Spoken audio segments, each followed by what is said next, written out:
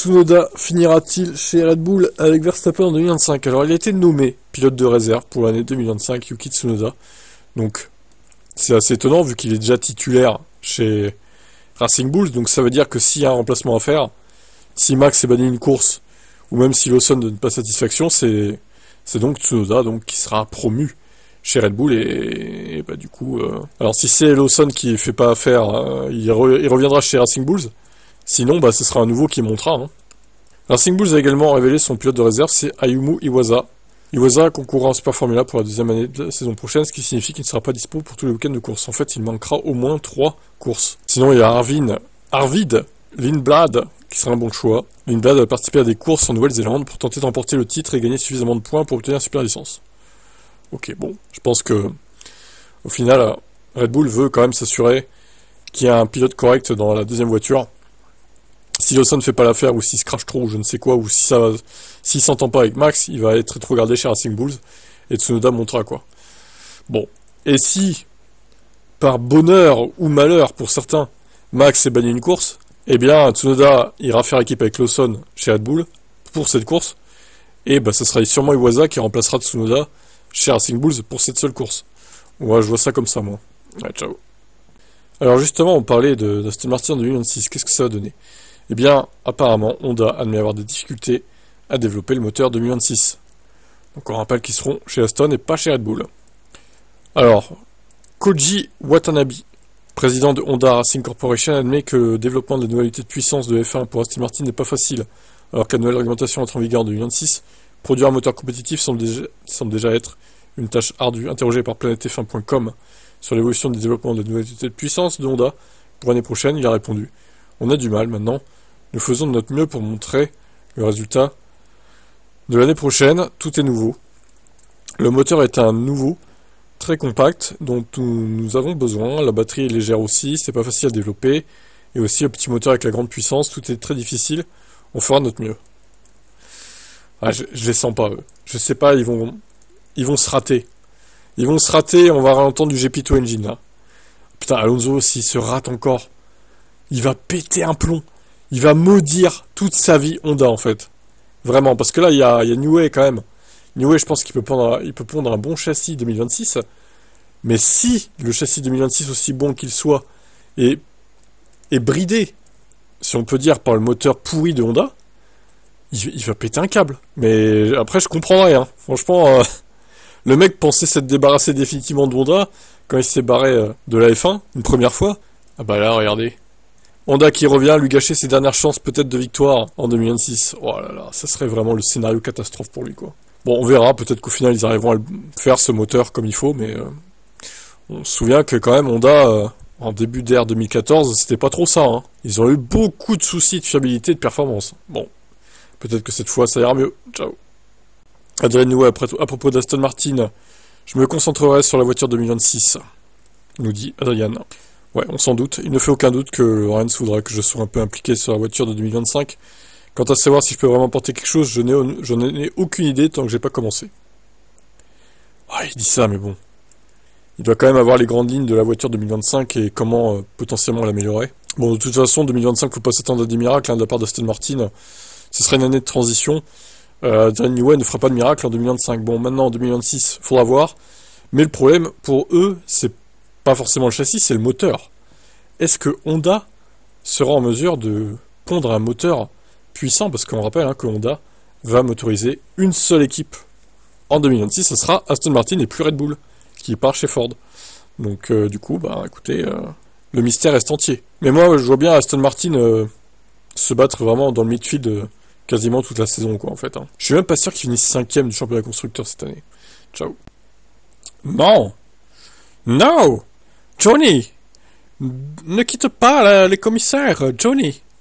Alors, on nous disait il y a quelques jours qu'au final, c'est lui qui disait qu'il serait encore commissaire, bah là, du coup, la FIA en a décidé autrement, visiblement. C'est avec regret que nous annonçons aujourd'hui que Johnny Herbert ne remplira plus la fonction de commissaire de pilote de F1 pour la FIA.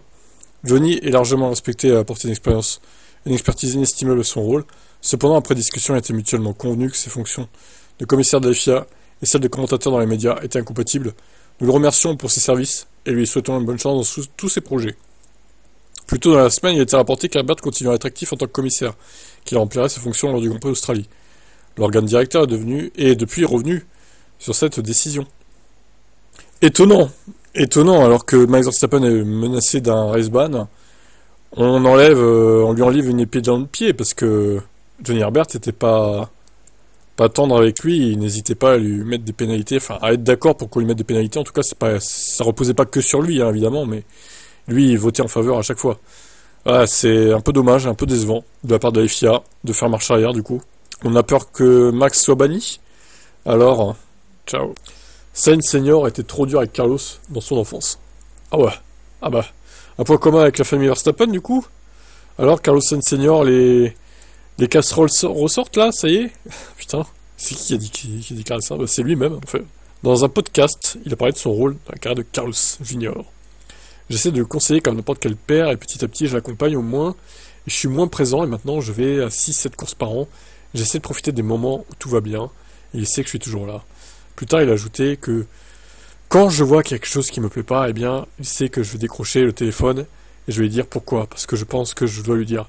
Parfois, le monde de la Formule 1 et les pilotes de Formule 1 vivent un peu dans une bulle. Anthony Hamilton et Lewis Hamilton, Jos Verstappen et Max Verstappen font partie des relations père-fils, mentor-élève réussies dont on parle le plus de la Formule 1. Alors, Anthony n'avait rien d'un pilote de course automobile, par contre, c'est un peu différent des autres, pour le coup, pas trop comparé, je pense. Mais bon, après, il s'est saigné hein, pour que Lewis puisse monter dans les échelons dans le sport auto aussi, Anthony. Hein. Ils étaient pauvres à la base. Hein. Je continue. Je me souviens d'une fois où il était beaucoup plus jeune que maintenant. Ma femme me dit « Tu dois faire attention, ne sois pas trop dur avec lui. » Tu lui dis des choses et il m'a déjà dit qu'une distance se creusait entre vous deux. Je dois en parler à Carlos parce que je ne veux vraiment pas me séparer de lui et créer un problème. Simplement parce que je lui dis ce que je pense. Qu'a fait Senior? Je me suis assis avec lui et je lui ai dit « Je pense que nous devrions faire un pacte. » À partir de maintenant, je vais acheter 2 casquettes. Une qui dit papa et une autre qui dit manager. Quand je mettrai la casquette de manager, tu ne pourras pas te fâcher contre moi. Il ne faut pas que je te conseille de bonne foi et que tu te fâches contre moi et que notre relation se détériore. Je pense que c'est une bonne chose pour toi. Si je mets ma casquette de manager, tu ne peux pas t'énerver contre moi. La casquette manager, c'est vraiment c'est la carte protectrice. Du coup, tu ne peux pas me toucher, quoi. Je suis invincible, tu ne peux pas te fâcher contre moi. C'est ça, en fait. C'est sympa, ça. Bah, alors, en vrai, c'est pas bête de faire comme ça. Peut-être que Yoz aurait pu faire ça aussi, du coup. Ouais, bon. Après, voilà. Bon, après, je pense qu'il a moins maltraité Sainz Junior que Yoz l'a fait avec Max, à mon avis. Hein. Allez, ciao. Michael Schumacher ne voulait pas de Ralph en Formule 1. Michael a eu beaucoup de chance. Il voulait pas que son frère... Ah non! Ralph, donc, a révélé que Rolf ne voulait en fait rien avoir à faire avec le sport auto. En effet, le père de l'un des pilotes les plus titrés de tous les temps a dit à Ralph qu'il devrait faire autre chose au lieu de se lancer dans la Formule 1. Et le succès de Michael, c'était aussi un problème. Ouais, papa Schumacher, au bout d'un moment, bon, leur fils est une star de la Formule 1, c'est un problème. Ah bon? Ah bah non. Ils se sont pas vraiment intéressés pour le sport automobile, mon père n'aime pas ça, il préfère la pêche. Ah, c'est pas le même délire, effectivement. Même quand Michael avait beaucoup de succès, mon père disait toujours « S'il te plaît, fais quelque chose de différent. Oh, » C'est fou quand même. Hein. Vous voulez que je sois cuisinier, que j'ai un vrai métier et pas la course automobile. Parce qu'on ne peut pas gagner d'argent avec ça. Mais le papa Schumacher, c'est un fou en fait. Et heureusement qu'ils l'ont pas écouté sur leur père. Hein. C'est n'importe quoi cette mentalité qu'il avait là. Il a piloté au sommet du sport automobile entre 97 et 2007. Bon alors, c'est sûr, hein, il a eu une moins grande carrière que son frère, mais quand même. Il a eu quelques victoires, Ralph. C'est pas si mal. Et il a dû bien gagner sa vie. Même lorsque Michael était en Formule 1, mon père disait non, oublie ça, il a eu beaucoup de chance, un seul est déjà extraordinaire, mais 2 n'y arriveront jamais. Alors fais autre chose. Bah écoutez, voilà. Au final, Ralph a aussi réussi à percer, alors est-ce que c'était par rapport à son nom, c'était plus facile pour lui de percer jusqu'en Formule 1?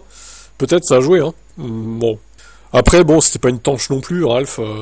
Il a fait quelques conneries, c'est vrai. C'était pas le meilleur pilote du plateau, mais bon, je trouve qu'il a quand même une carrière respectable, même s'il a évidemment pas le talent de son frère. Allez, ciao.